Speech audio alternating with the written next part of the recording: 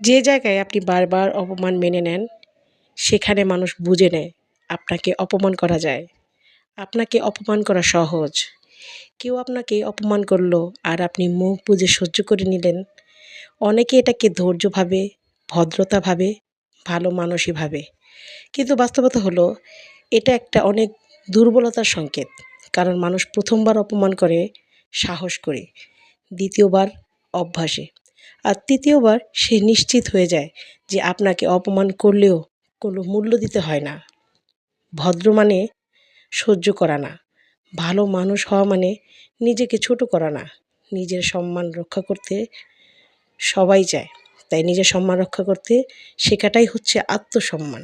সবসময় নিজের আত্মসম্মানকে প্রাধান্য দিবেন। নিজের মূল্যটাকে সবার আগে তুলে ধরবেন। সবসময় মনে রাখবেন, আপনাকে আপনি যদি ভালো না বাসেন, তাহলে পৃথিবীর কেউ আপনাকে ভালোবাসবে না।